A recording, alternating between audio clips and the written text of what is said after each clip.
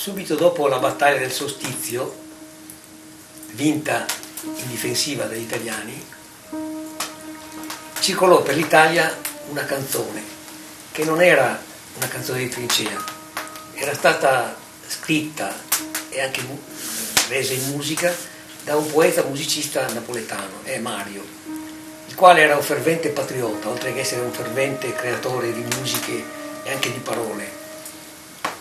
E questa canzone rispecchiava la partecipazione del Piave nelle varie fasi della guerra, il momento dello scoppio della guerra, i nostri reparti che si avvicinavano alla frontiera, nell'epoca di Caporetto, con la tristezza di quel momento, e poi nella fase della vittoria della battaglia difensiva del Solstizio, in cui gli austriaci furono rigettati oltre il Piave. Fu una canzone che comportò come una scossa di entusiasmo, conosciuta subito, diffusa immediatamente, tutti la fecero propria, sia i soldati che la nazione. Eravamo a pochi mesi dalla fine della guerra, si percepiva già la certezza che si sarebbe risolta in senso positivo, e questa fu proprio una frustata di entusiasmo. Il poeta musicista che l'ha scritta l'ha dedicata al valore dei nostri soldati, del nostro esercito, ed è estremamente meritorio per questo, tant'è che questa canzone adesso viene recitata ogni volta che si rendono onore ai caduti, è la musica peculiare per queste circostanze, e poi ha avuto anche l'onore di essere per alcuni anni, dopo il primo e il secondo dopoguerra, dopo la guerra di liberazione, per alcuni anni è stato l'inno nazionale italiano. Il Piave mormorava calmo e placido il passaggio dei primi fanti il 24 maggio. L'esercito marciava per raggiungere la frontiera, per far contro il nemico una barriera. Molti passarono quella notte i fanti, tacere bisognava andare avanti, s'udiva intanto dalle amate sponde, sommesso e lieve il tripudiar dell'onde. Era un presagio dolce e lusinghiero, il Piave mormorò, non passa lo straniero. Ma in una notte triste si parlò di tradimento, e il Piave udiva l'ira e lo sgomento. Ai quanta gente ha vista venir giù, lasciare il letto per l'onda consumata Caporetto.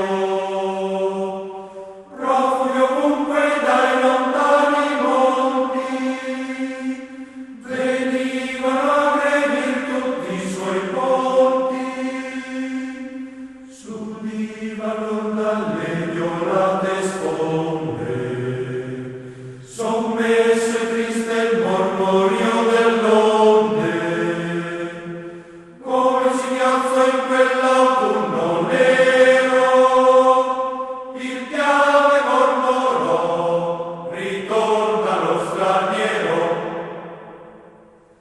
E ritornò il nemico per l'orgoglio e per la fame, voleva sfogare tutte le sue brame. Vedeva il piano aprito di lassù, voleva ancora sfamarsi e tripudiare come allora. No, disse il Piave, no, dissero i fanti, mai più il nemico faccia un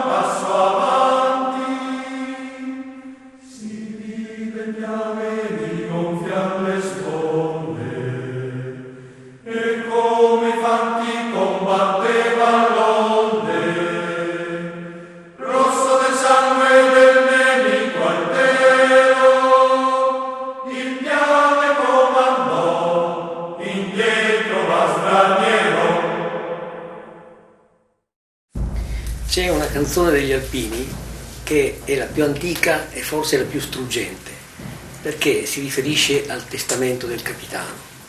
La più antica perché trae origine e spunto da una ballata del 1528, quando il marchese Michele Antonio di Saluzzo, che allora militava nelle file dell'esercito francese, nell'assedio di Aversa, vicino Napoli, venne colpito e stava morendo.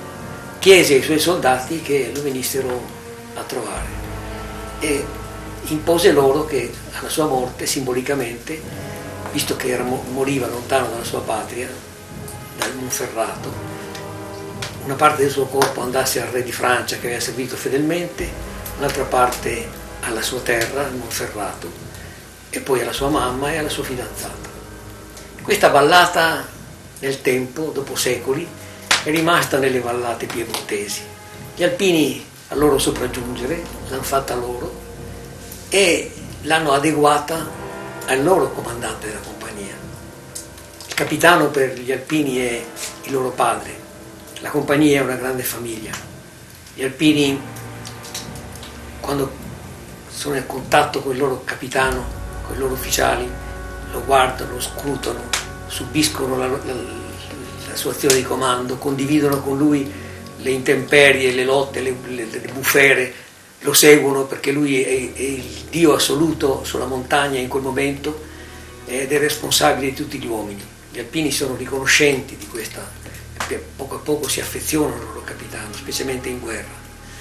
E la canzone trasformata e portata ai tempi degli alpini rappresenta ancora questa dedizione che questo ufficiale vuole dare ai valori che ha vissuto e ha coltivato nella sua vita.